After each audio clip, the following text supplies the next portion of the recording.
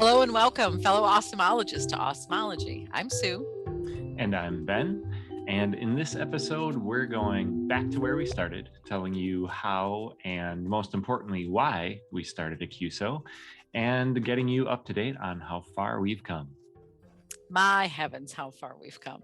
Makes me think of the Moana song. I just want to sing How Far I'll Go right now, but I'll We'll do that. We'll record that and then we'll plug that in here later. Okay. It'll be a nice little bonus. But I do want you to have your backing band if you're going to do any music. Yeah, I mean, if we're going to do it, let's do it right. Right. You just call up your buddy Lynn and he'll come get that done for you. My buddy Lynn. I wish. What a great buddy to have. Wouldn't that be awesome? Can we just take a minor detour right now and talk about how the fact that probably Lin-Manuel Miranda is fun to hang out with? You know, he probably is, right? Right? Doesn't he look like he has a really fun vibe? For sure. Yeah. I mean, when I think of it, I think of him in Hamilton and like being that dude that's just like, okay, like putting off that kind of a vibe and like probably spontaneously rapping and stuff, to get a point across. I mean, I don't know about you, but when I really need to make sure that people understand me, I usually break off into rap. Yeah. Which is that way they know I'm serious. Right. And it's fine and it works. But the fact that you put on the Vanilla Ice costume is a weird choice. Like, I don't know if you're hitting the credibility that you think that you are. It seems to fit my body style. I can't help it. It does. And the frosted tips are nice. Right. Yeah. Natural frosted tips we got going on right now. Okay. Let's move out of this space before we get ourselves into trouble. Okay. With Vanilla Ice specifically. And we should no one else. We should maybe do our listeners a favor and maybe level set a little bit. And especially if we have some new listeners, and maybe answer the question of what is a CUSO? What indeed is a CUSO? CUSO is an acronym. And it's very helpful that you can say it like a word, but it stands for Credit Union Service Organization. And a credit union service organization is a for-profit business founded by a not-for-profit credit union very often. It is certainly invested in, has to be a majority invested by a credit union or multiple credit unions. And the idea is that CUSOs provide some of those gap services that credit unions, especially small credit unions, which happens to be our little wheelhouse, can't necessarily afford. And there are a lot of things that, they don't, the marketplace doesn't give you a whole lot of slack. If you're a financial institution, whether you are a one branch credit union in beautiful downtown Marshfield, Wisconsin, with 2,000 members or BMO, people expect the same services. Right.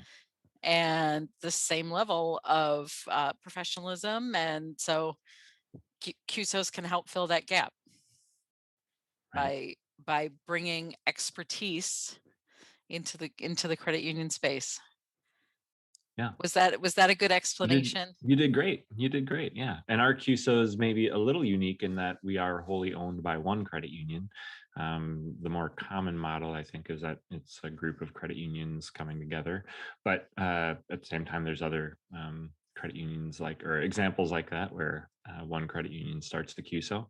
My favorite part about it is the structure. The business model just fits so well into the credit union movement, right? This idea of cooperation, and of course, the old adage of people helping people. I mean, a CUSO really is maybe a business helping a business, you know what I mean? So it's really a cool thing that we get to do, to be able to learn and grow and work with other businesses, and of course, other credit unions too. So it's a beautiful thing.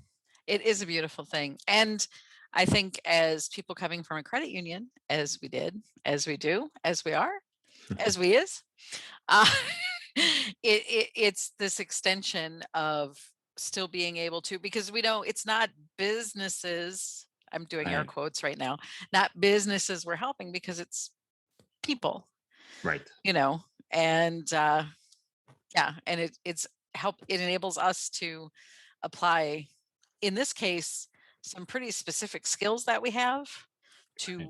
to, really intentionally spend a lot of time um, helping, ultimately helping people, helping the members of business of credit unions and the customers of small businesses. And you already know all of this. I'm preaching to the choir. But the fact that you're agreeing makes me feel good. Right. Right. And remember, we're level setting here a little bit. Right. So for the people who don't know who we are and what we do or what a CUSO is, hopefully that was helpful. Right. So let's talk about our CUSO, Yeah. Exclamation Services. What were some of the needs that we saw as a credit union that prompted us to start a CUSO? Yeah. One in particular that I think was a catalyst for the idea was just really a natural occurrence that happens inside credit unions, especially small to medium credit unions, is this cooperation thing, right? So credit unions are working together all the time, sharing information, checking references on vendors, all kinds of things, and really just asking some, um, you know, really great questions, expecting a really transparent and cooperative answer.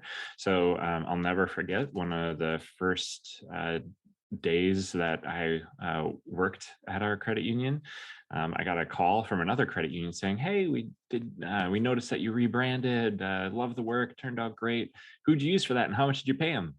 And I like sat back in my chair like, whoa, who are you? Like, what? Like, why are you asking me these questions? So I called my boss at the time and said, "Hey, there's this credit union asking me like who we use for our rebrand and how much we paid for that and all this." And I'm like, should I tell him? Can I tell him? And very quickly her response was, "Yeah, of course. That's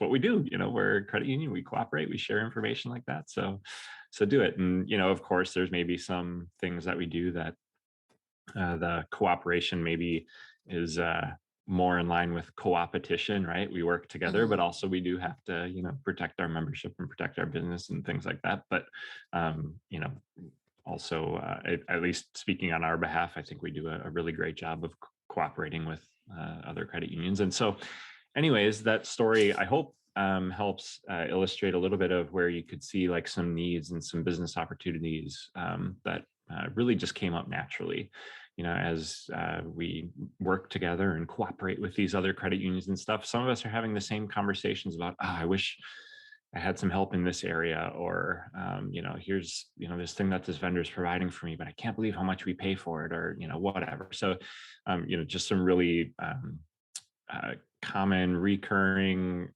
conversations that can help identify maybe some gaps and some ways that a business or a vendor or a supplier or a consultant or whoever it might be Mhm. able to help us.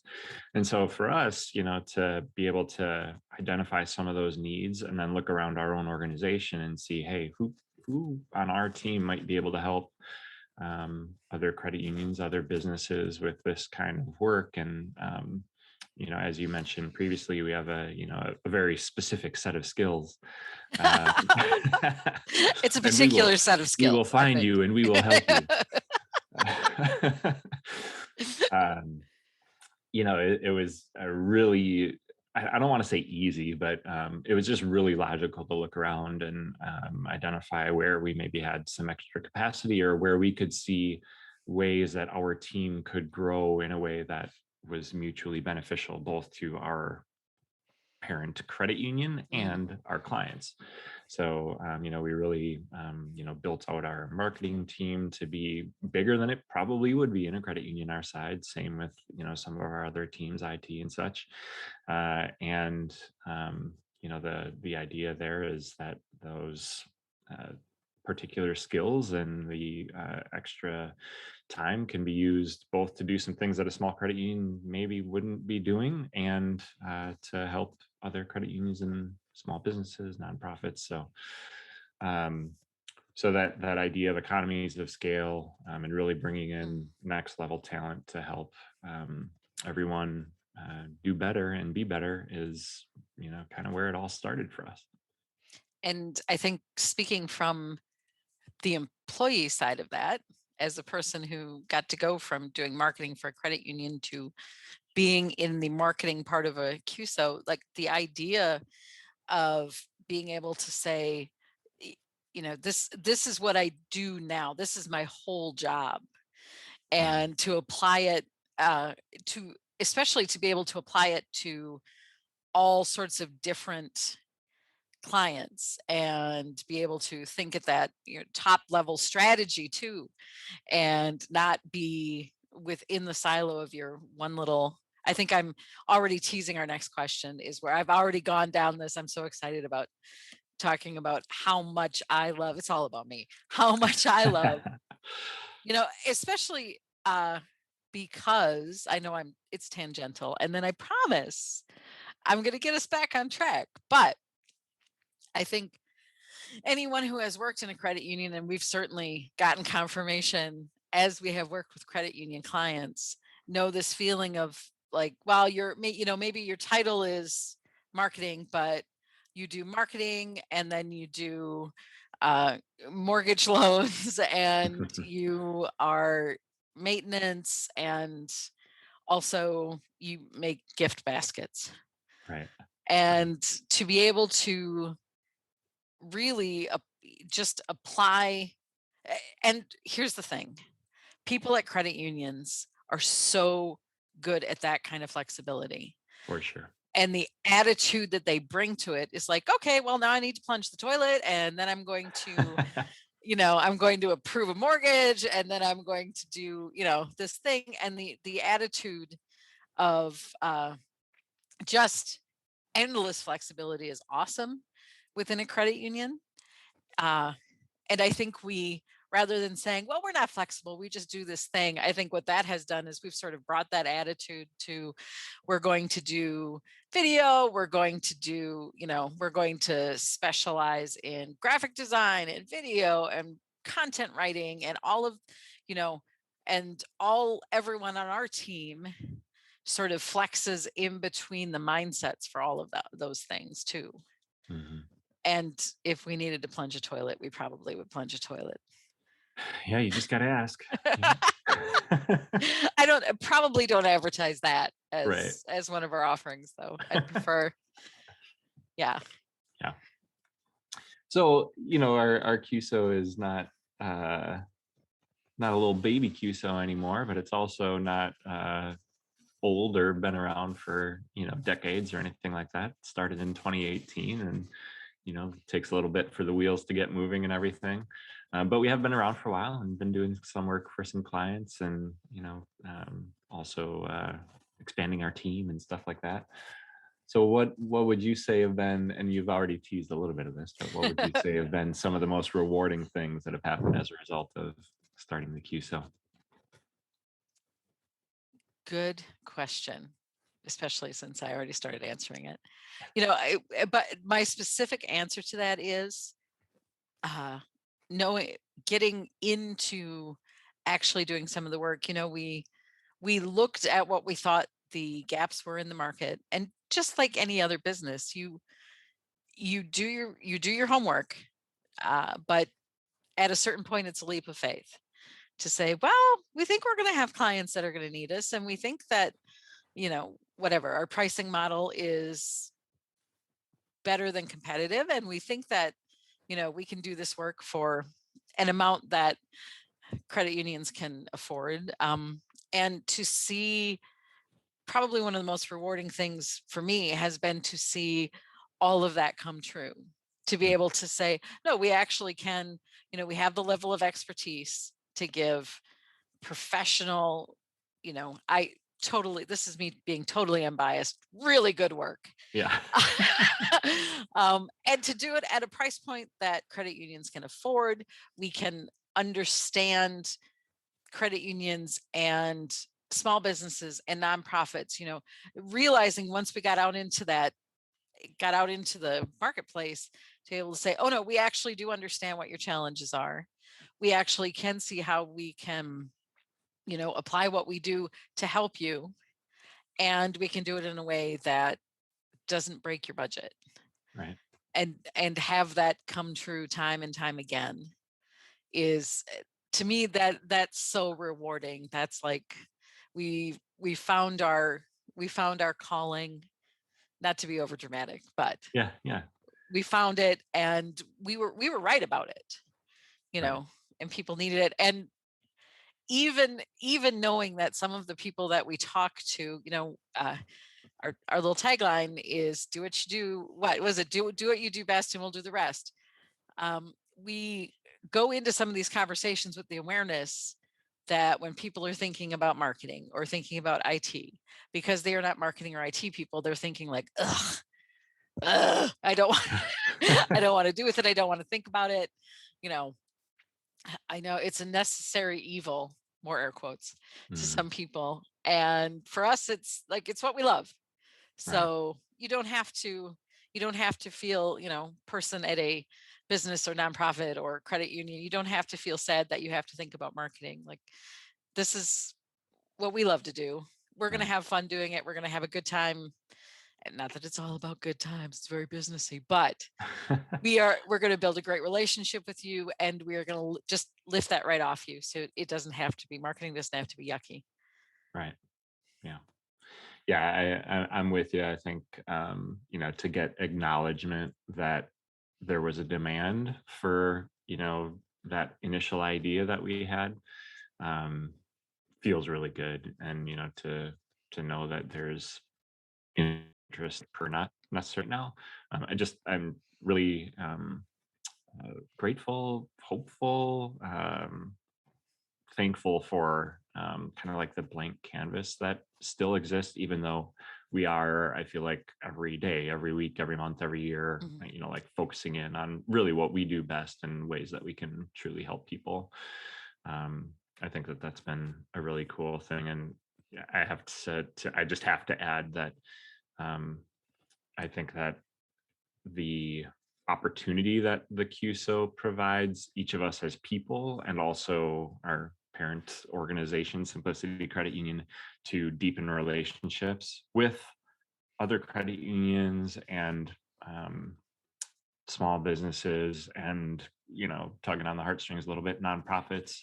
I think that that's a really cool thing. I mean, to be like a community partner and be a donor and supporter and provide volunteers to some of these organizations is, something that is a huge part of our culture. It's a huge part of what we do as an organization, as it is for many. But for us to, what I feel is kind of like take that to the next level and provide Mhm. services on a professional level.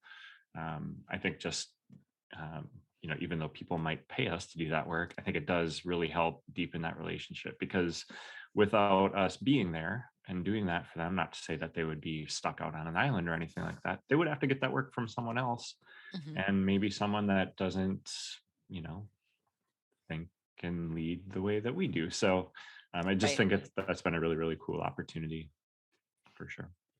Yeah. One in one of these, sometime, Ben, we need to really break down, and maybe it would be awful to listen to this. I don't know. Tell me what you think. Or if you're listening to this as a listener, tell us what you think. Right. The full To really break down and talk about the philosophy behind what we do, and how we view our work. Because to me, again, 100% biased, that's a huge differentiator for us to Right. think because we know, particularly in the area of marketing services, people can purchase marketing services a lot of places. Right. And with the with a lot of there are a lot of vendors where you can get things pretty cheap. You can get 5,000 business cards for $100. Like, you can do these things really on the cheap. Um, and to me, it's being able to be both affordable and then also bringing the ethics and I don't know, the ethics and the morals that we bring to it that is differentiator, Yeah. and the strategy, which I will not go on and on and on and on and on forever about how much I love to, but you already know it. And if anybody has listened to the podcast, they already know how much Right. we love to think about, especially connecting other people to strategy and helping them see how that's going to, Yeah. make a next level difference. Right. It's probably borderline annoying how we might get a request for something and we question the strategy or the purpose, or at least make sure that it's been part of the consideration somewhere along the way, right? I mean, I won't sit here and claim that we're perfect or anything like that, but um, you know, especially thinking of like the kind of people that we help and like our ideal client, it is that person wearing 10 hats. So I don't Hmm. blame them for not pausing for a second to think like, is this really what we want to do? Is this, does this align with our business ideals and morals and principles? And sometimes you need somebody outside to bring you back to center on those things. And we know that not every vendor, every consultant does those Hmm. things, which is fine. Like if that's, if that's how Right. you want to do business, that's fine. But I think that we do it. I don't. I'm not like trying to throw shade or anything, but people are driven by different things, and I think that we're driven by Right. purpose and Right. ethics and the stuff that you've been talking about. So, and I think that Hmm. I think you're right. I think that does um, really make a difference. But probably listening to us talk about it for an hour would be like getting trapped by a vegan at a cocktail party, right? Yeah. Right. Pretty gross. Ain't nobody got time for that. No offense to vegans. I have a child that's a vegan, and they know how I feel. I My wife and I have talked about it plenty of times, and as soon as I find out that I have to cut cheese, the Yeah. conversation is done. It's over. Cheese is gone, eggs are gone. Sorry. Yeah. But you get things that are somewhat similar to them, but not It's so not the same. similar that they taste like them. Anyway, Anyway, let's talk about day-to-day or big picture challenges. What are some of the things that, we've talked about all of the happy, glowy, lovey kinds of things that we've experienced. So what are some of the either day-to-day or big strategic yeah. challenges we faced? Yeah. I mean, I think, day to day, coincidentally, with some of the same challenges that our clients are facing, right?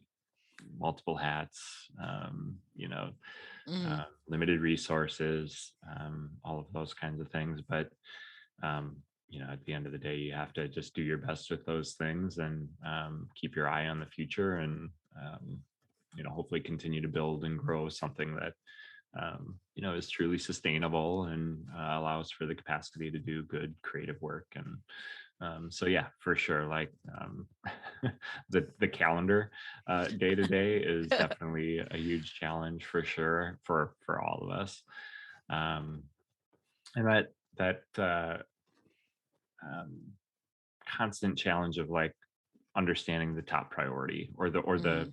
the correct priority, because we do have a lot of balls in the air, whether it's client work or simplicity work, and I think that applies to every person that touches exclamation. We have Mhm. a lot of things going on all the time, so those are challenges that I think are just part of any business, but um, something that we're always working to be better at, and then doing all of that, working like that while also like still trying to grow at the same time. It's an interesting challenger environment to be working in, I suppose. Big picture, it's for sure keeping your eye on what's next without taking your eye off of what's happening right now. Things are always changing so fast, and knowing that, yeah, a good amount of the people that we help are credit union clients. We know that that environment, the financial space, is changing constantly. Technology is changing, member needs are changing, and so to stay ahead of that enough to provide help in that Mhm. strategic way that we want to is really important, and I think a huge challenge for sure.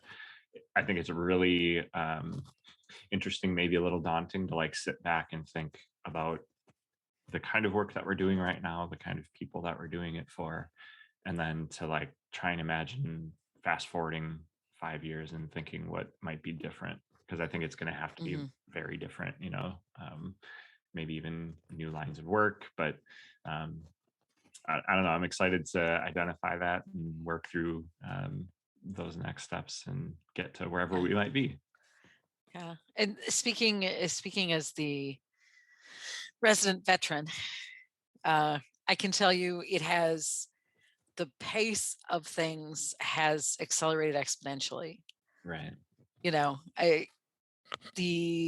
sometimes I take just a minute to reflect on the fact that I remember having a conversation with our president. This is the first credit union that I was working at, where he asked me, "Do we really need a website?" Yeah. And that is like in this in the scale of human history, that was not that long ago, really, Right. Yeah. right? All of my kids were alive at that time. You were alive at that Yeah. time. um, and to think like where we have come to. Yeah, and I was particularly reminded of this having a conversation with a client about how how what a website is expected to do evolves constantly, Yeah. and how you have to keep, so we're done talking about do I need one. Now we're on to, well, last year I expected it to do this, and now 6 months later it has to do this and this as well. Right. You know. Yeah. It's interesting that you bring that question from however many years ago that might have been, of do we really need a website, and to know the rate of change and maybe the new expectations of what a website is or does. And it's kind of interesting that you can ask that question today, but Mhm. maybe meaning a totally different thing. Which, for the record, by the way, yes, you need a website. Don't get me wrong. let's just start there. Don't get me wrong, you do need a website. But I mean, think of, we'll keep the focus on credit unions for a bit here. Think of the member journey, or how they might Mhm. join your credit union or interact with you. Like, it is quite possible that that could all happen without them visiting your website, right? They walk into the branch, enroll, get their account set up, their loan set up, whatever it might be, and immediately they download your app and they never go to your website. Like, it's totally possible, Mhm. but obviously that's driven by some of the same technologies and things that a website is dependent on. So it's maybe the same thing or close enough. But if we're really truly just talking about a website, it's totally possible that somebody could answer that question with a maybe or a maybe not, Right. with all the change that's happened, obviously. But I don't know, just sidebar, but Yeah. kind of interesting. And I'm going to continue down this sidebar and say, I think that's something that we have a lot of conversations about, and is probably a sticking point with me, is this idea of don't ever let anyone say to you, you have to do this thing. Mm, Right. So right. maybe you Yeah. need it. Maybe you need to be on TikTok right now. I don't Yeah. know. Let's talk about it. Let's talk, Right. what are you going to do with it? Why are you going to do it? What is the outcome you expect from it? Yeah. See, folks, this is exactly the kind of amazing strategic stuff Yeah. that we are incapable of not talking about. So we've talked a little bit about where we've been, where we're at, and maybe even tease some next steps. But I'm really glad I get to ask this question. What are Because what you're are the hoping I will tell you, and then you'll be like, okay. Yeah, perfect. Sounds good, Sue. I'll do my part to answer as well, I promise. Okay. But what are Okay. the next steps for Exclamation, Sue? Man, we're gonna what's the term? We're going to sharpen the blade. Ooh, yeah. Sharpen the blade is what we're doing now. We have an awesome team. We have people who know the, not only do they know what they can do, we know what they can do. Mm. And we are in this great area of growth where we're ready to start challenging people and say like, oh, I already know you can do, I know you can do graphic design. So apply what you know to that, to this other thing. Mhm. And, really start to work with the team to make everything bigger and better. And then, uh, man, hopefully grow from there. Right. The more refined all of our skills can be, the more confident we can be in all of those skills. And just the more work we can do, the higher likelihood those lines of work grow, that we need more people, that we can serve more people when we have more people. Like it just is this, to me, I see it as this constant cycle of, we know where we're at. Now let's challenge ourselves for the next thing. And once we accomplish that, do it again and again, um, Mhm. until forever, I guess. Yeah. Right? Forever. Yeah. Yeah, I'm with you. I think like sharpening the blade is just, it's the perfect analogy for it. I mean, as much as I said before that, I like that we have kind of this blank canvas, the ability to think open, to stay open to new lines of work and that sort of thing. Like we also know what we do right now, and to get better at it and to sharpen that blade and everything, I think is definitely a next step for us for sure. I do think that we can do that at the same time as keeping our eyes open to new opportunities and new Mhm. things, new ways that we might be able to help. I think that another next step for us, or maybe is a step that's happening at the same time, is like a deepening of relationships that we have right now. I mean, we've really been in kind of startup mode for well, since we started, right? 4 years. And I do feel like, just of course with challenges like the pandemic and stuff, there have been some bumps along the way, like every other business has had. So I do feel like while we're maybe ready to take some next steps and stuff, we are still, we're still really young. We're still Mhm. maybe in that, startup sort of mindset, kind of like finding our way and stuff.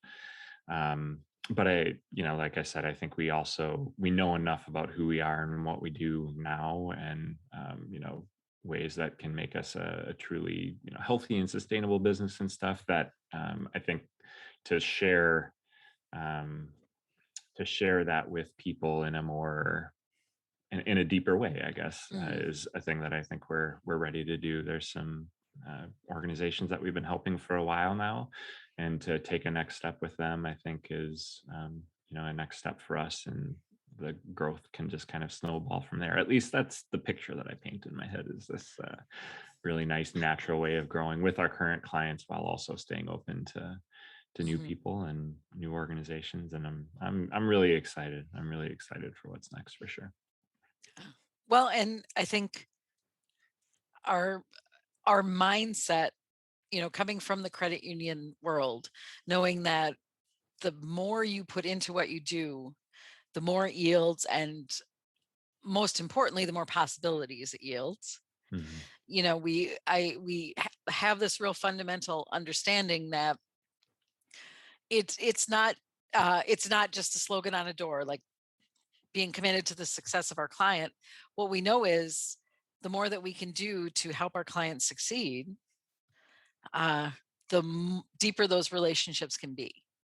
And the more we can add to their sort of tool belt of things that help them succeed even more. So it's this continuous evolution that we can be a part of for everybody we're working with.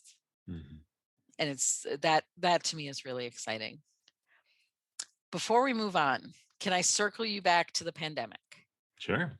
And because what I want to know is what has been, I think it would be really easy for us to talk about how, like, let's not dwell on the fact that going on 3/4 of the time the CUSO has existed. Mm, We've been in the middle of a pandemic. right. God, I hope it's not the middle anymore. Is it still the middle? Oh No gosh. comment. Okay. Anyway, so not dwelling on that. Not obviously we face a lot of the same challenges that everyone else has faced. What do you think have been silver linings that happened as a result of the pandemic? Not that we would cause a global pandemic to get the same result, but things that have been silver linings for us. Yeah. I mean, I think some of the advancement of new ways to work in technology, even though like the pace of that was already high, I think that um, the urgency that it created for us to like figure some of that stuff out and just do it. And whether we thought we were like testing a thing or not, like we were testing some things out. I mean, I don't think any of us will forget that like first Monday or whatever day of the week that it was where like all of a sudden you were at home working, and not because like you asked your boss or supervisor or your coworker or whatever, like, hey, I need a day at home, or like because Mm, like you had to be there. That was where you right. had to be. um and so it was, yeah, this like really interesting way to like force us to test some things out and try some things out. And yeah, sure, the remote working environment is maybe one of the more obvious ways that like we've learned some lessons, and more people are doing that now than ever, right? um so it's just one example, but I think like all of those little experiments that had to Hmm. happen because there was not another choice. I thought was really a nice silver line. Of course, some of it made us all feel really uncomfortable, and we would have maybe wished that it happened another way. But um, it happened, and Yeah. I really do think that we're better because of it. I really do. Not that it's all solved yet. Like there's still a lot that we're figuring out, um, but I'm grateful for this opportunity that was really kind of forced on us. Hmm. I think especially early on, but I don't think it really hasn't ended. It probably the pace has slowed down as people have gotten used to how everything sort of goes. But especially early on, what I think was really eye opening for me was being able to say to have some clients we were dealing with and say, "Oh gosh, we have to pivot this thing. Hey, you guys, we pivoted this thing this way, and this is what we did, and here's some, materials." And to be able to sort of do all of that very quickly to say, "We had to make these decisions. You should think about these decisions," or "We had to do, these are things that this is the way we handle this thing. You guys should think about that, or tell us how you're dealing with that, and let's Mhm. talk about it." So to be able to have some of those, even though we didn't have a ton of clients at the start, but to be able to have some of those conversations and really that I think there was this heightened sense of urgency to figure things out very quickly. And people were really collaborating and like, I don't know, at like a 15 out of Yeah, 10 yeah, to get things done. So that to me, that was very cool. yeah. And a lot of that has continued. We still have conversations about uh, especially as surges come and go. Are you guys in person? Are you, back remote? Are you going to do this event? Are you going to, pivot and do it a different way? And just, continuing to be able to see how those conversations happen has been really gratifying. Hmm. Yeah. So we are at the point of thinking about the future. And you and I had a conversation not too long ago about not just the future, and in another thing, in another conversation, saying not just like, well, what do we think will happen next year, but think about big picture, future, absolute crazy ideas, big, hairy, audacious goals, um, George Jetson style future innovation. So, what do you see as the most exciting future possibilities for the CUSO? Yeah, I trying to think like Jetson, like far enough ahead. Um, I really, I am super excited about the kind of work that we might be doing that isn't even in our brains today. Maybe it's work that exists and it's that exists that other people are providing right now, but we either don't have the talent on the team or the resources to provide that work or haven't identified it as an opportunity yet. I don't know. For some reason, we're not providing it now. Um, you know, that kind of stuff, or maybe a different way that we can support people that through technology or automation or collaboration, really just like keeping the possibilities wide open. And um, I fully anticipate that, I don't know if I don't know if I can put time on it, but like 5 years from now, I'm certain that we'll be doing some work that we're not doing today, Mhm. like a different line of work.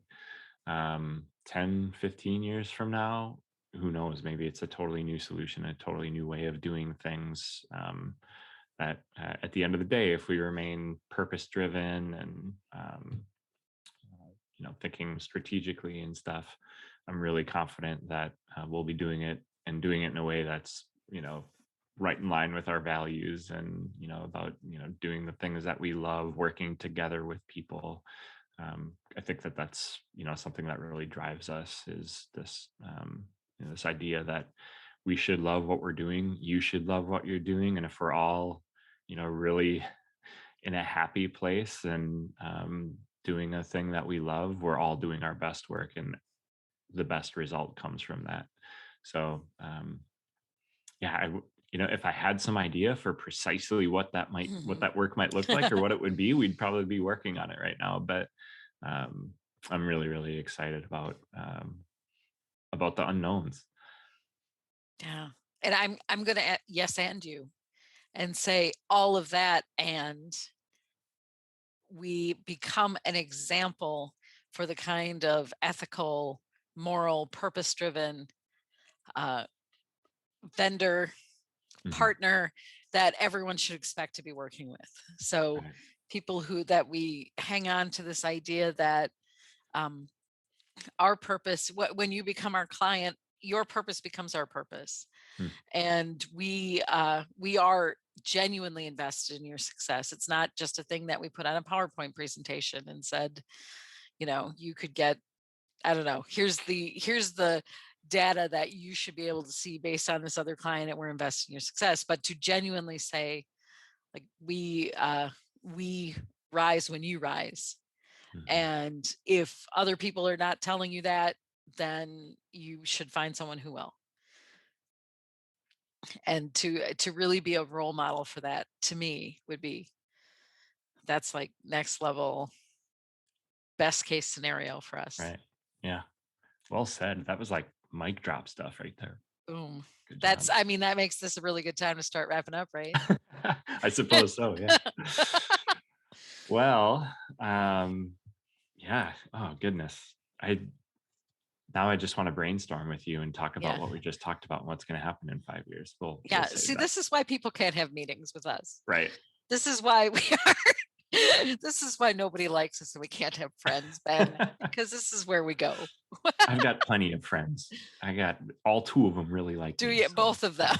Yes. And you're talking about Katie and Charlie. Yes. Yeah. The ones, yeah, They that are legally obligated to be my friend or by blood. All right, let's get out of we were going down a road there. Let's move on. Let's move on to our something awesome segment where we wrap up the show, right? So this is an awesome time where we share recommendations for things that we've seen, that we've experienced, just anything that you can attach the word awesome to. Um, and I'm going to start with a couple little things because I'm in this spot where I'm an expecting dad. Katie's 27 weeks pregnant, and this whole like miracle of life thing is just really obviously top of mind for me because that is our life right now. Um, And I have to say, like, last week was the first time where I really got to see baby move inside her belly, which was just really cool. Oh, We've been able to feel for a while now, like a little after the 20-week mark.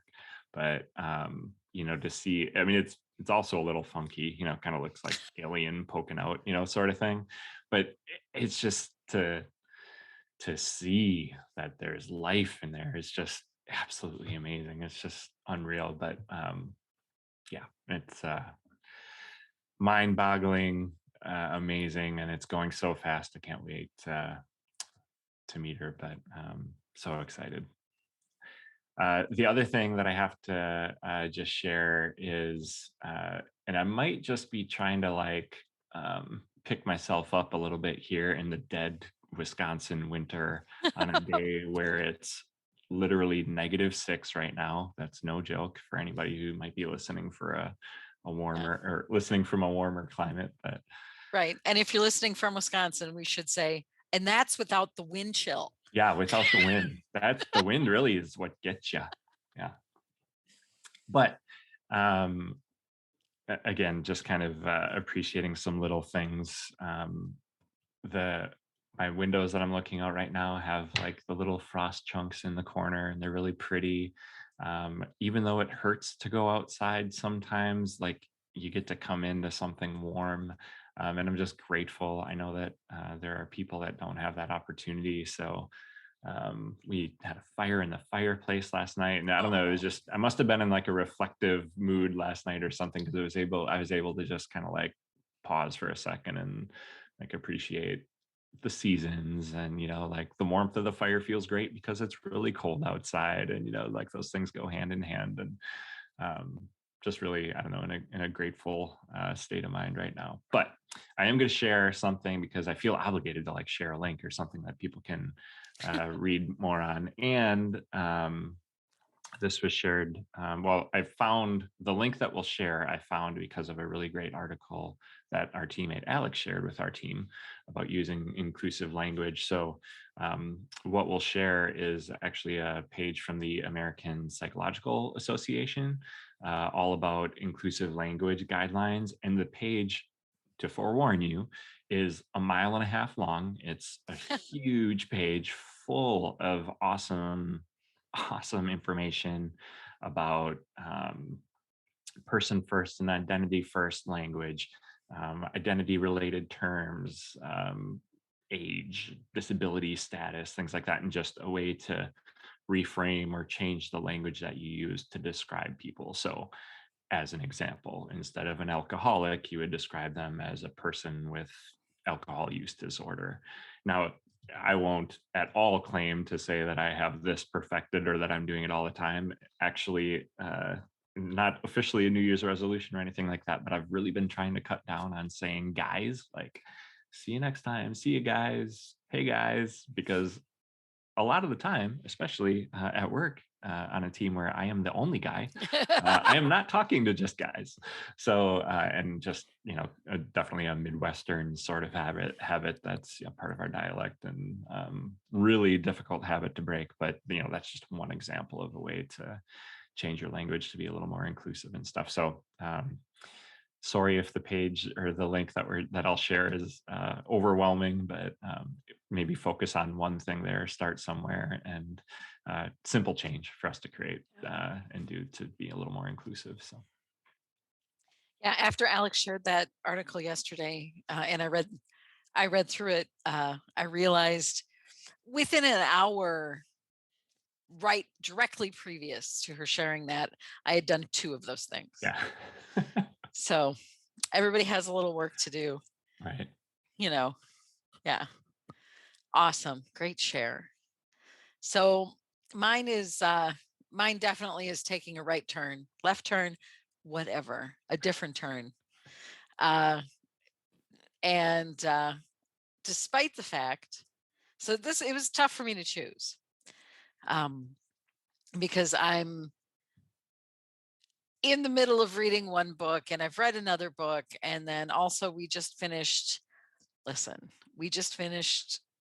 the whole all 6 seasons of Downton Abbey, and Ooh, now we have to wait for the movie, and Right. we respect our privacy at this very difficult time. So lots of that stuff. But what I decided to share is a it's sort of a I'm going to share an article with some links to some examples of these. But a thing that my husband and I have indulged in over the last couple of rough winters have been activity boxes. Mm. That was more air quotes for you, but specifically, there's subscription boxes. We are now on our third different type. So we Cool. did one that was ghost hunting, quote unquote, ghost hunting. So Mm. basically, you get, they send you a box of stuff that has puzzles and all different things, and you're supposed to figure out, based on the clues they give you, you figure out the answers to that. So that was the first one we did, was a ghost hunting one. And it's not literal ghost hunting. Sure. It's a game. That would be cool though. Yes. You get a box and all of a sudden your house becomes haunted. And then, Yes. Yeah, you hear knocks and things and voices, and you're like, I probably shouldn't have opened that box. The second set we did was a mystery box. So there was a story. So it was a story behind it, and each box, you get it one every month, had different puzzles you have to figure out the clues to the mystery story. And those were all very taxing on our brains, and we enjoyed them because there would be, in every one, it was like multiple different puzzles to do, and they all led up to something at the end. But our brains were exhausted, and having just freshly come off Downton Abbey, we decided this time we were going to give ourselves a break. So we're trying a date night box that has different date night ideas. And nice. we just got the first one, and we snuck a peek at it, even though it's not time for it yet because we don't have all of the stuff. Yeah. And this one is a Mexican cuisine themed date night. Cool. And we're going to make chips and salsa. And there's a game in there, and there's all sorts of other things.